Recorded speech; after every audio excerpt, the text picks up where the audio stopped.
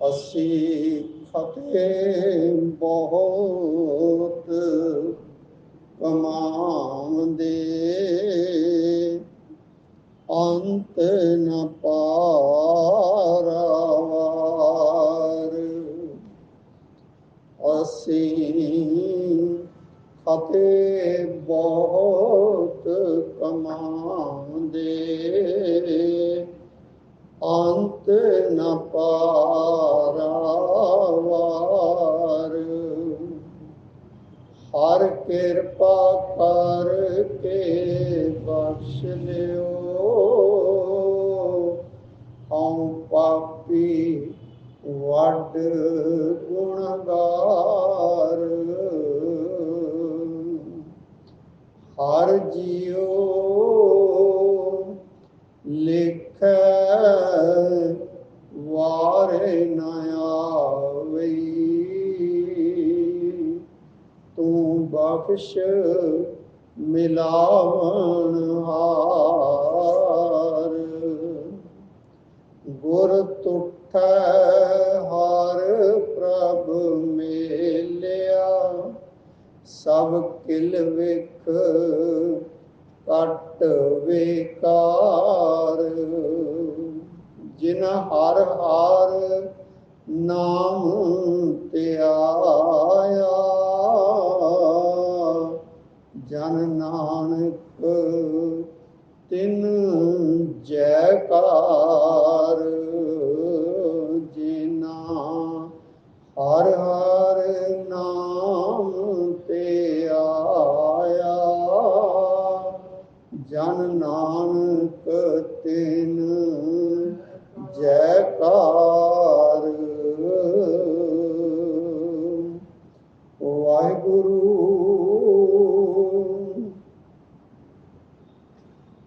त्रै सत अंगुल वाई,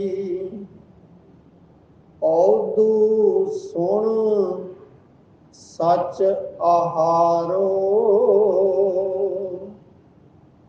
गुरमुख बोलै तत बिरोलै, चीनै अलख अपारो।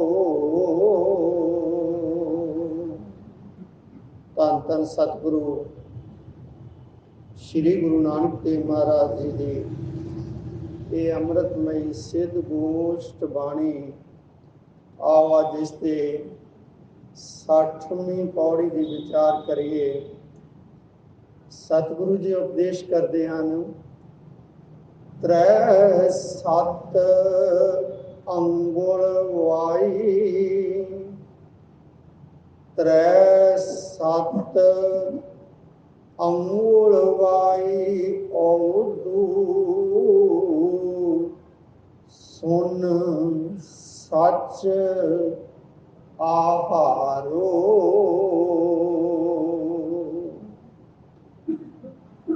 जिस तरह के 52वीं पौड़ी दे विच सिद्ध गुरु साहब जी नूं पुछते सन, त्रै सत अंगुल वाई कहिए, तिसको कवन आधारो। उसका जवाब ये 60वीं पौड़ी दे विच सतगुरु जी दे रहे हैं। त्रै सत अंगुल वाई, औदू सुन सच आहारो। उत्थे जोगियां ने सिद्धां ने प्रश्न पूछा कि जो असी जदों साह बाहर कढ़ते हाँ तो साह जो है वो त्रै सत अंगुल, त्रै जमा सत 10, ये 10 ਉਂਗਲਾਂ साह बाहर नूं जाता है। इसका आधार की है, ये साह किस तरह कंटिन्यूसली चलता रहता है। तो सतगुरु जी उसका उत्तर दे रहे हैं, त्रै सत अंगुल वाई, औदू ਸੁਨ ਸੱਚ ਆਹਾਰੋ। ਇਹ ਜੋ ਸਾਹ ਅਸੀਂ ਲੈਂਦੇ ਹਾਂ, 10 ਉਂਗਲਾਂ ਸਾਹ ਜਦੋਂ ਲੈਂਦੇ ਆ ਤਾਂ ਹਵਾ ਬਾਹਰ ਨੂੰ ਨਿਕਲਦੀ ਹੈ ਅਤੇ ਫਿਰ ਆਟੋਮੈਟਿਕਲੀ ਅੰਦਰ ਨੂੰ ਸਾਹ ਜਾਂਦਾ ਹੈ। ਇਹ ਸਿਸਟਮ ਜੋ ਐਗਜ਼ੇਲ ਤੇ ਇਨਹੇਲ ਹੈ, ਇਹ ਆਪਣੇ ਆਪ ਇਸ ਤਰ੍ਹਾਂ ਉਸ ਸਤਿਗੁਰੂ, ਉਸ ਵਾਹਿਗੁਰੂ ਦੀ ਕਿਰਪਾ ਦੇ ਨਾਲ ਚੱਲਦਾ ਹੈ।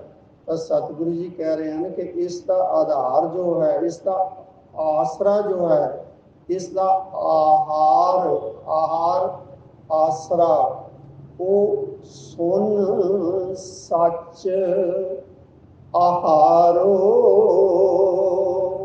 ਉਹ ਪ੍ਰਭੂ ਜੋ ਅਪੂਰਵ ਅਵਸਥਾ ਦੇ ਵਿੱਚ ਨਿਰਗੁਣ ਸਰੂਪ ਪ੍ਰਭੂ ਜੋ ਹੈ, ਉਹ ਇਸ ਸਾਸਾਂ ਦਾ ਆਧਾਰ ਹੈ। ਉਹੀ ਆਧਾਰ ਹੈ, ਉਸ ਦੇ ਕਰਕੇ ਹੀ, ਉਸ ਦੇ ਆਸਰੇ ਕਰਕੇ ਹੀ ਇਹ ਸਾਹ ਚੱਲਦਾ ਹੈ। ਉਸ ਦੇ ਆਸਰੇ ਕਰਕੇ ਹੀ ਇਹ ਜੋ ਹਵਾ ਹੈ, ਸਾਹ ਲੈਂਦੇ ਹਾਂ, 10 ਉਂਗਲਾਂ ਬਾਹਰ ਜਾਂਦੀ ਹੈ ਫਿਰ ਅੰਦਰ ਆਉਂਦੀ ਹੈ। ਇਸ ਦਾ ਆਧਾਰ ਜੋ ਹੈ ਉਹ ਵਾਹਿਗੁਰੂ ਜੋ ਨਿਰਗੁਣ ਸਰੂਪ ਸੁਨ ਹੈ, ਉਹੀ ਇਸ ਦਾ ਆਧਾਰ ਹੈ। ਤੋ ਸਵਾਸ ਸਵਾਸ ਉਸ ਵਾਹਿਗੁਰੂ ਦਾ ਨਾਮ ਜਪਣਾ ਹੀ ਇਹਨਾਂ ਸਵਾਸਾਂ ਦਾ ਆਧਾਰ ਹੈ, ਇਹਨਾਂ ਪ੍ਰਾਣਾਂ ਦਾ ਆਧਾਰ ਹੈ। ਇਸੇ ਕਰਕੇ ਸਤਿਗੁਰੂ ਜੀ ਉਪਦੇਸ਼ ਕਰਦੇ ਹਨ, ਦਮ ਦਮ ਸਦਾ ਸੰਭਾਲਦਾ, ਦਮ ਨਾ ਬਿਰਥਾ ਜਾਏ। ਜੋ ਗੁਰਮੁਖ ਹੈ ਉਹ ਦਮ ਦਮ ਹਰ ਸਵਾਸ ਦੇ ਨਾਲ ਉਸ ਵਾਹਿਗੁਰੂ ਨੂੰ ਸੰਭਾਲਦਾ ਹੈ, ਕਿਉਂਕਿ ਇਹ ਸਵਾਸ ਦਿੱਤੇ ਹੋਏ ਉਸ ਵਾਹਿਗੁਰੂ ਦੇ, ਯਾਨੀ ਪ੍ਰਾਣਾਂ ਦਾ ਆਧਾਰ ਜੋ ਹੈ, ਇਹ ਸਵਾਸਾਂ ਦਾ ਆਧਾਰ ਜੋ ਹੈ ਉਹ ਵਾਹਿਗੁਰੂ ਹੀ ਹੈ। ਇਸੇ ਕਰਕੇ ਹੀ ਸਤਿਗੁਰੂ ਜੀ ਉਪਦੇਸ਼ ਕਰਦੇ ਹੋਏ ਕਹਿੰਦੇ ਹਨ, ਹਮ ਆਦਮੀ ਹਾਂ ਇੱਕ ਦਮੀ, ਮੋਹਲਤ ਮੋਹਤ ਨਾ ਜਾਣਾ।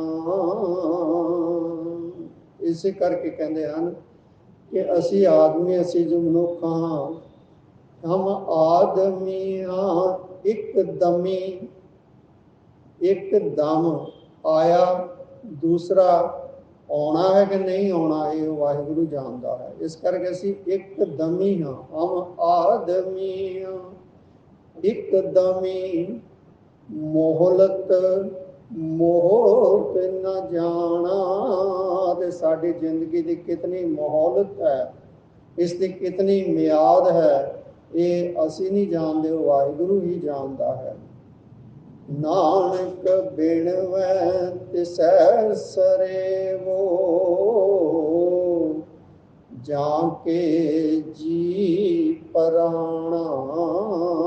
ਇਸੇ ਕਰਕੇ ਸਤਿਗੁਰੂ ਜੀ ਕਹਿੰਦੇ ਹਨ ਕਿ ਉਸ ਨੂੰ ਹੀ ਸੇਵੋ, ਉਸ ਨੂੰ ਯਾਦ ਕਰੋ, ਉਸ ਦਾ ਹੀ ਸਿਮਰਨ ਕਰੋ, ਜਿਸ ਦੇ ਪ੍ਰਾਣ ਹਨ, ਜਿਸ ਦੀ ਇਹ ਜਿੰਦ ਹੈ। ਇਹ ਉਸ ਦੇ ਸਹਾਰੇ ਹੀ ਸਾਰੇ ਪ੍ਰਾਣ ਚੱਲ ਰਹੇ ਹਨ। ਇਹ ਹਵਾ ਜੋ ਸਾਹ ਅੰਦਰ ਬਾਹਰ ਜਾਂਦਾ ਹੈ, ਇਹ ਉਸ ਵਾਹਿਗੁਰੂ ਦੇ ਆਸਰੇ ਦੇ ਉੱਤੇ ਹੀ ਚੱਲ ਰਿਹਾ ਹੈ। ਗੁਰਮੁਖ ਬੋਲੇ ਤਤ ਬਿਰੋਲੇ, ਚੀਨੈ ਅਲਖ ਅਪਾਰੋ। ਗੁਰਮੁਖ ਜੋ ਗੁਰੂ ਦੇ ਹੁਕਮ ਦੇ ਵਿੱਚ ਤੁਰਦਾ ਹੈ, ਗੁਰੂ ਦੀ ਆਗਿਆ ਮੰਨਦਾ ਹੈ, ਗੁਰੂ ਦੀ ਬਾਣੀ ਨੂੰ ਆਪਣੇ ਹਿਰਦੇ ਵਿੱਚ ਵਸਾਉਂਦਾ ਹੈ, ਉਹ ਗੁਰਮੁਖ ਸਦਾ ਹੀ ਉਸ ਵਾਹਿਗੁਰੂ ਦੀ ਬਾਣੀ ਬੋਲਦਾ ਹੈ, ਉਸ ਵਾਹਿਗੁਰੂ ਦਾ ਸਿਮਰਨ ਕਰਦਾ ਹੈ। ਗੁਰਮੁਖ ਬੋਲੇ, ਬੋਲਦਾ ਹੈ, ਸਵਾਸ ਸਵਾਸ ਉਸ ਵਾਹਿਗੁਰੂ ਦਾ ਸਿਮਰਨ ਕਰਦਾ ਹੈ, ਸਦਾ ਹੀ ਉਸ ਵਾਹਿਗੁਰੂ ਦੀ, ਉਸ ਸਤਿਗੁਰੂ ਦੀ ਬਖਸ਼ੀ ਹੋਈ ਬਾਣੀ ਦੇ ਨਾਲ ਜੁੜ ਕੇ ਉਸ ਬਾਣੀ ਦੇ ਸ਼ਬਦਾਂ ਨੂੰ ਗਾਉਂਦਾ ਹੈ। ਗੁਰਮੁਖ ਬੋਲੇ ਤਤ ਬਿਰੋਲੇ। ਅਤੇ ਇਸ ਤਰ੍ਹਾਂ ਆਪਣੇ ਅੰਦਰ ਉਸ ਵਾਹਿਗੁਰੂ ਦੇ ਸਿਮਰਨ ਨੂੰ ਰਿੜਕਦਾ ਹੈ। ਬਿਰੋਲਾ ਰਿੜਕਣਾ, ਜਿਸ ਤਰ੍ਹਾਂ ਦਹੀਂ ਰਿੜਕੀ ਜਾਂਦੀ ਹੈ ਉਸ ਤੋਂ ਮੱਖਣ ਨਿਕਲਦਾ ਹੈ, ਇਸ ਤਰ੍ਹਾਂ ਜੋ ਗੁਰਮੁਖ ਹੈ ਉਹ ਸਵਾਸ ਸਵਾਸ ਉਸ ਵਾਹਿਗੁਰੂ ਦਾ ਨਾਮ ਜਪ ਕੇ, ਉਸ ਵਾਹਿਗੁਰੂ ਦੇ ਨਾਮ ਨਾਲ ਜੁੜ ਕੇ ਆਪਣੇ ਅੰਦਰ ਉਸ ਸਿਮਰਨ ਨੂੰ ਬਿਰੋਲਦਾ ਹੈ, ਰਿੜਕਦਾ ਹੈ। ਅਤੇ ਇਸ ਤਰ੍ਹਾਂ ਉਸ ਨੂੰ ਕੀ ਪ੍ਰਾਪਤੀ ਹੁੰਦੀ ਹੈ? ਤਤ। ਤਤ ਉਹ ਵਾਹਿਗੁਰੂ ਜੋ ਸਾਰੀ ਸ੍ਰਿਸ਼ਟੀ ਦਾ ਮੁੱਢ ਹੈ, ਉਸ ਦੀ ਪ੍ਰਾਪਤੀ ਹੋ ਜਾਂਦੀ ਹੈ। ਗੁਰਮੁਖ ਬੋਲੇ ਤਤ ਬਿਰੋਲੇ, ਚੀਨੈ ਅਲਖ ਅਪਾਰੋ। ਇਸ ਤਰ੍ਹਾਂ ਸਵਾਸ ਸਵਾਸ ਨਾਮ ਜਪ ਕੇ ਗੁਰਮੁਖ ਜੋ ਹੈ ਆਪਣੇ ਅੰਦਰੋਂ ਹੀ ਉਸ ਤੱਤ ਦੀ ਪ੍ਰਾਪਤੀ ਕਰ ਲੈਂਦਾ ਹੈ। ਅਤੇ ਉਸ ਅਲਖ ਜਿਹੜਾ ਲਖਿਆ ਨਹੀਂ ਜਾ ਸਕਦਾ, ਅਪਾਰੋ ਜਿਹੜਾ ਬੇਅੰਤ ਹੈ, ਜਿਸ ਦਾ ਪਾਰਲਾ ਬੰਨਾ ਨਹੀਂ ਲੱਭਿਆ ਜਾ ਸਕਦਾ, ਉਸ ਨੂੰ ਚੀਨ ਲੈਂਦਾ ਹੈ, ਅਰਥਾਤ ਉਸ ਦੀ ਪਛਾਣ ਕਰ ਲੈਂਦਾ ਹੈ। ਕਿਸ ਤਰ੍ਹਾਂ ਪਛਾਣ ਕੀਤੀ? ਉਸ ਵਾਹਿਗੁਰੂ ਦੇ ਬਖਸ਼ੇ ਹੋਏ ਨਾਮ ਦੇ ਨਾਲ ਜੁੜ ਕੇ, ਆਪਣੇ ਅੰਦਰ ਹੀ ਉਸ ਵਾਹਿਗੁਰੂ ਦੇ ਨਾਮ ਦੇ ਨਾਲ ਜੁੜ ਕੇ, ਕਿਉਂਕਿ ਅੰਮ੍ਰਿਤ ਨਾਮ ਜੋ ਹੈ ਅੰਦਰ ਹੀ ਹੈ, ਉਹ ਸ਼ਬਦ ਦੇ ਰਾਹੀਂ ਉਸ ਨਾਮ ਦੇ ਨਾਲ ਜੁੜਨਾ ਹੈ, ਉਸ ਨਾਮ ਦੀ ਅੰਦਰੋਂ ਹੀ ਪ੍ਰਾਪਤੀ ਕਰਨੀ ਹੈ। ਕਿਉਂਕਿ ਸਤਿਗੁਰੂ ਜੀ ਦਾ ਉਪਦੇਸ਼ ਹੈ, ਅੰਤਰ ਖੂਟਾ ਅੰਮ੍ਰਿਤ ਭਰਿਆ, ਅੰਤਰ ਖੂਟਾ। ਖੂਟਾ ਸੋਹਣਾ ਜਿਹਾ ਖੂਹ, ਅੰਮ੍ਰਿਤ ਭਰਿਆ, ਅੰਮ੍ਰਿਤ ਦੇ ਨਾਲ ਭਰਿਆ ਹੋਇਆ ਅੰਦਰ ਹੀ ਹੈ। ਅੰਤਰ ਖੂਟਾ ਅੰਮ੍ਰਿਤ ਭਰਿਆ, ਸ਼ਬਦੇ ਕਾੜ ਪੀਐ ਪਨਿਹਾਰੀ। ਸ਼ਬਦ ਦੇ ਰਾਹੀਂ ਉਸ ਨੂੰ ਪੀਣ ਵਾਲੇ, ਸ਼ਬਦ ਦੇ ਰਾਹੀਂ ਉਸ ਅੰਮ੍ਰਿਤ ਨੂੰ ਪੀ ਲੈਂਦੀ ਹੈ। ਇਹ ਜੀਵ ਇਸਤਰੀ ਜੋ ਸ਼ਬਦ ਦੇ ਨਾਲ ਜੁੜਦੀ ਹੈ, ਸ਼ਬਦ ਦੇ ਨਾਲ ਜੁੜ ਕੇ ਜੋ ਅੰਮ੍ਰਿਤ ਦਾ ਖੂਹ ਅੰਦਰ ਭਰਿਆ ਹੋਇਆ ਹੈ, ਉਸ ਅੰਮ੍ਰਿਤ ਦੇ ਵਿੱਚੋਂ ਸ਼ਬਦ ਦੇ ਰਾਹੀਂ ਘਟਾ-ਘਟ ਉਸ ਅੰਮ੍ਰਿਤ ਨੂੰ ਸਦਾ ਪੀਂਦੀ ਹੈ। ਸੋ ਅੰਮ੍ਰਿਤ ਉਹ ਅੰਦਰ ਹੀ ਹੈ, ਉਹ ਵਾਹਿਗੁਰੂ ਉਹ ਵੀ ਅੰਦਰ ਹੀ ਹੈ। ਜੋ ਬ੍ਰਹਮੰਡੇ ਸੋਈ ਪਿੰਡੇ, ਜੋ ਬ੍ਰਹਮੰਡ ਦੇ ਵਿੱਚ ਹੈ ਉਹੀ ਸਾਡੇ ਸਰੀਰ ਦੇ ਵਿੱਚ ਹੈ। ਜੋ ਖੋਜੈ ਸੋ ਪਾਵੈ, ਪੀਪਾ ਪ੍ਰਣਵੈ ਪਰਮ ਤਤ ਹੈ, ਸਤਿਗੁਰ ਹੋਏ ਲਖਾਵੈ। ਜੋ ਬ੍ਰਹਮੰਡ ਦੇ ਵਿੱਚ ਹੈ ਉਹ ਵਾਹਿਗੁਰੂ ਸਾਡੇ ਅੰਦਰ ਸਮਾਇਆ ਹੋਇਆ ਹੈ, ਪਰ ਸਤਿਗੁਰ ਹੋਏ ਲਖਾਵੈ। ਜਦੋਂ ਸਤਿਗੁਰੂ ਦੀ ਕਿਰਪਾ, ਸਤਿਗੁਰੂ ਦੇ ਨਾਲ ਜੁੜਾਂਗੇ, ਫਿਰ ਸਤਿਗੁਰੂ ਇਹ ਦੱਸਦਾ ਹੈ ਕਿ ਉਹ ਸਾਰੇ ਪਾਸੇ ਜਿਸ ਦੀ ਜੋਤ ਹੈ, ਜੋ ਬ੍ਰਹਮੰਡ ਦੇ ਵਿੱਚ ਹੈ, ਉਹ ਸਾਡੇ ਸਰੀਰ ਦੇ ਅੰਦਰ ਵੀ ਵਸਿਆ ਹੋਇਆ ਹੈ। ਗੁਰਮੁਖ ਬੋਲੇ ਤਤ ਬਰੋਲੇ, ਚੀਨੈ ਅਲਖ ਅਪਾਰੋ। ਤ੍ਰੈ ਗੁਣ ਮੇਟੈ ਸ਼ਬਦ ਵਸਾਏ, ਤਾਂ ਮਨ ਚੁਕੈ ਅਹੰਕਾਰੋ। ਜਿਹੜਾ ਮਨੁੱਖ ਆਪਣੇ ਅੰਦਰ ਸ਼ਬਦ ਨੂੰ ਵਸਾ ਲੈਂਦਾ ਹੈ, ਉਸ ਤੇ ਫਿਰ ਇਹ ਸਾਰੇ ਤ੍ਰੈ ਗੁਣ ਜਿਹੜੇ ਹਨ ਉਹ ਖਤਮ ਹੋ ਜਾਂਦੇ ਹਨ। ਰਜੋ ਗੁਣ, ਤਮੋ ਗੁਣ, ਸਤੋ ਗੁਣ। ਇਹਨਾਂ ਗੁਣਾਂ ਤੋਂ ਉੱਚਾ ਉੱਠ ਕੇ ਉਹ ਵਾਹਿਗੁਰੂ ਦੇ ਵਿੱਚ ਸਮਾਇਆ ਰਹਿੰਦਾ ਹੈ। ਜਿਹੜਾ ਸ਼ਬਦ ਦੇ ਨਾਲ ਜੁੜਦਾ ਹੈ, ਜਿਹੜਾ ਸ਼ਬਦ ਨੂੰ ਆਪਣੇ ਹਿਰਦੇ ਦੇ ਵਿੱਚ ਵਸਾਉਂਦਾ ਹੈ, ਉਹ ਫਿਰ ਉਸ ਵਾਹਿਗੁਰੂ ਦੇ ਨਾਲ, ਇਹਨਾਂ ਤਿੰਨ ਪਦਾਂ ਤੋਂ ਲੰਘ ਕੇ ਉਸ ਵਾਹਿਗੁਰੂ ਦੇ ਨਾਲ ਹੀ ਜੁੜ ਜਾਂਦਾ ਹੈ। ਤਾਂ ਮਨ ਚੂਕੋ ਅਹੰਕਾਰੋ, ਜਦੋਂ ਉਸ ਵਾਹਿਗੁਰੂ ਦੇ ਨਾਲ ਜੁੜਦਾ ਹੈ ਫਿਰ ਉਸ ਦੇ ਮਨ ਦੇ ਵਿੱਚੋਂ ਅਹੰਕਾਰ ਜੋ ਹੈ ਉਹ ਖਤਮ ਹੋ ਜਾਂਦਾ ਹੈ, ਕਿਉਂਕਿ ਅਹੰਕਾਰ ਹਉਮੈ ਹੀ ਖਤਮ ਹੋ ਗਈ ਤਾਂ ਫਿਰ ਨਾਮ ਦਾ ਵਾਸਾ ਆਪਣੇ ਆਪ ਹੀ ਹੋ ਜਾਂਦਾ ਹੈ। ਅੰਤਰ ਬਾਹਰ ਏਕੋ ਜਾਣ ਤਾਂ ਹਰ ਨਾਮ ਲੱਗੈ ਪਿਆਰੋ। ਗੁਰਮੁਖ ਜਨ ਗੁਰੂ ਦੀ ਬਖਸ਼ਿਸ਼ ਦੇ ਨਾਲ ਜਦੋਂ ਇਹ ਸਮਝ ਲੈਂਦਾ ਹੈ ਕਿ ਅੰਤਰ ਬਾਹਰ ਏਕੋ ਜਾਣੈ, ਅੰਤਰ ਅਤੇ ਬਾਹਰ ਸਾਰੇ ਪਾਸੇ ਹੀ ਉਹ ਵਾਹਿਗੁਰੂ ਹੀ ਹੈ। ਸਾਡੇ ਸਰੀਰ ਦੇ ਅੰਦਰ ਵੀ ਉਹ ਵਾਹਿਗੁਰੂ, ਉਸ ਦੀ ਜੋਤ ਜਗ ਰਹੀ ਹੈ ਜਿਸ ਦੇ ਨਾਲ ਅਸੀਂ ਸਵਾਸ ਲੈ ਰਹੇ ਹਾਂ, ਜਿਸ ਦੇ ਨਾਲ ਅਸੀਂ ਤੁਰਦੇ ਫਿਰਦੇ ਹਾਂ, ਉਸ ਵਾਹਿਗੁਰੂ ਦੀ ਜੋਤ ਹੈ। ਉਹ ਵਾਹਿਗੁਰੂ ਬਾਹਰ ਵੀ ਹੈ ਤੇ ਅੰਦਰ ਵੀ ਹੈ। ਇਸੇ ਕਰਕੇ ਸਤਿਗੁਰੂ ਜੀ ਉਪਦੇਸ਼ ਕਰਦੇ ਹਨ, ਬਾਹਰ ਭੀਤਰ ਏਕੋ ਜਾਣੋ, ਇਹ ਗੁਰ ਗਿਆਨ ਬਤਾਈ।